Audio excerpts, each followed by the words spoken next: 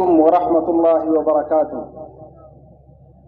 پورے مجمع میں سے ایک آدمی جواب دے دے کافی ہو جاتا ہے، لیکن کدی مدی ای حکمت بھی ہے کہ سب جواب دیو اور زور سے جواب دیو۔ السلام علیکم، جزاکم اللہ۔ دیکھو بھائی، جو ایسے پروگرام ہوا ان میں ٹائم کی بہت قلت رہ گئے۔ یہ ہمارے ہم سبن نہیں خیال کرنا ہے کہ ٹائم کم سے کم لیوا، تو میں آپ کے 2-3 منٹ لوں گا، زیادہ نہیں۔ مجھے 2 قصے آپ کو سنانے بس، اور اس سے نتیجہ حاصل کرنا ہے۔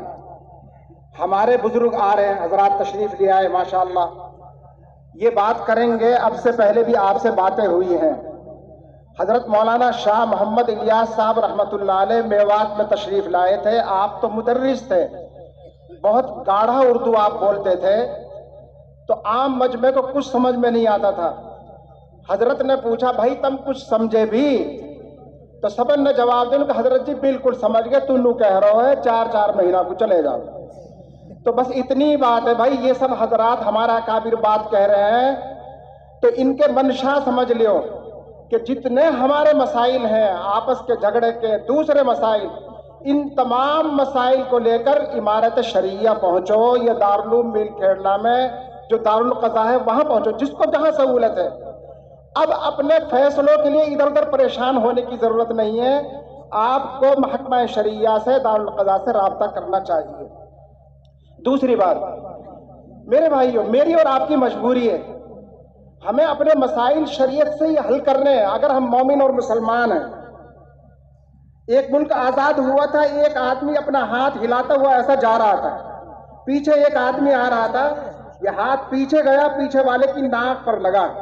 اس نے کہا، بھائی کیا کر رہا ہے؟ کہنے لگا، آج میرا دیش آزاد ہوا ہے اس لیے ایسا چل رہا ہوں۔ اس نے کہا، تیرا دیش آزاد ہوا ٹھیک بات ہے، لیکن تیری آزادی وہاں ختم ہو جاتی ہے جہاں سے میری ناک شروع ہوتی ہے۔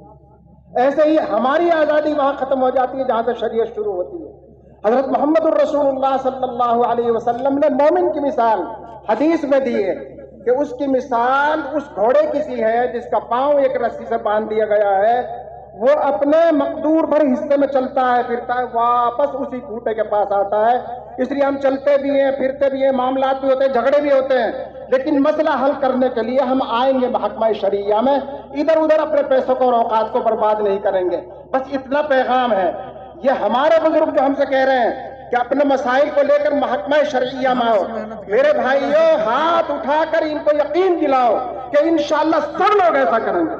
جزاکم اللہ تعالی۔